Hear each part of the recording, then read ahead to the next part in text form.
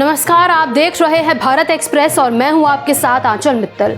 Samajwadi party के सांसद रामजी लाल सुमन के राणा सांगा पर दिए गए विवादित बयान के बाद अब सपा विधायक इंद्रजीत सरोज ने हिंदू देवी देवताओं को लेकर टिप्पणी की है। उन्होंने मंदिरों की ताकत पर सवाल उठाते हुए कहा कि अगर मंदिरों में ताकत होती तो मोहम्मद बिन कामिस, महमूद गजनवी और मोहम्मद गौरी जैसे लुटेरे देश को नहीं लूट पाते। उन्होंने इस दौरान ये भी कहा कि अगर शक्ति है तो सत्ता के मंदिर में है। बाबा अपना मंदिर छोड़कर सत्ता के मंदिर में आ गए हैं।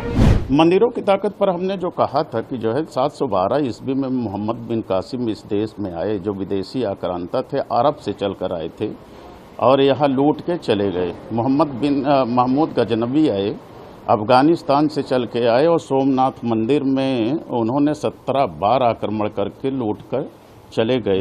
उन्होंने आगे कहा कि सिर्फ राम का नारा लगाने से किसी का भला नहीं होगा। अगर सही मायनों में आगे बढ़ना है तो जय भीम का नारा लगाना चाहिए। इंद्रजीत सरोज ने खुद को डॉक्टर भीमराव अंबेडकर का सच्चा अनुयायी बताया। उन्होंने कहा कि जय भीम के नारे की वजह से ही वो 5 बार विधायक और 1 बार मंत्री बन पाए। इंद्रजीत सरोज ने तुलसीदास पर भी टिप्पणी की।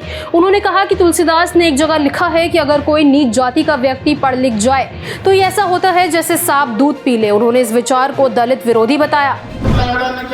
मारत रहो, पीटत रहो, तबही तो रुकते रहते।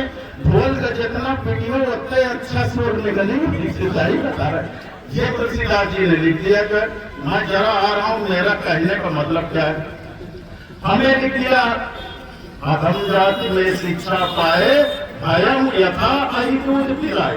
कहते अधम जात में, नीच जात में जो शिक्षा प्राप्त कर लेता है वो ठीक उसी तरह हो जाता है जैसे सांप दूध पीने के बाद रंजीत अत्यधिक जहरीला हो जाता है। उसी जैसे सांप दूध पीने के बाद और जहरीला हो जाता है, उसी तरह शूद्र शिक्षा पाने के बाद जहरीला हो जाता है। बताइए, अधम जाति में शिक्षा पाए, भया हुआ था तो कई दूध पिलाए। ये लिख दिया जो है तुलसीदास जी ने जो है।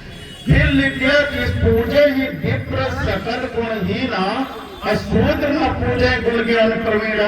कहते विप्र माने ब्राह्मण की पूजा होनी चाहिए चाहे जितना गुणहीन हो, लेकिन शूद्र की पूजा नहीं होनी चाहिए चाहे जितना गुणी हो, प्रवीण हो जाए।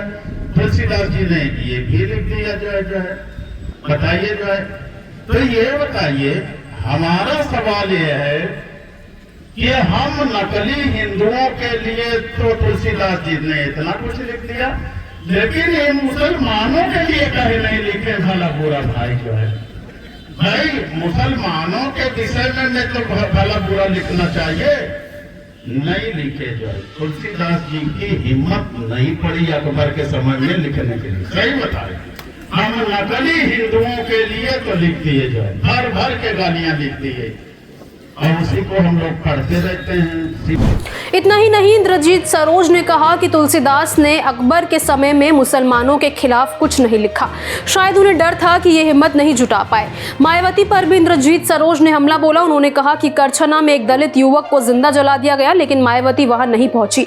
उन्होंने आरोप लगाया कि मायावती ने समाज को बर्बाद कर दिया है। सरोज ने करनी सेना पर भी सवाल उठाए। उन्होंने कहा कि करनी सेना खुलेआम समाजवादी नेताओं को गालियां देती है, लेकिन उन पर कोई कानूनी कार्रवाई नहीं होती।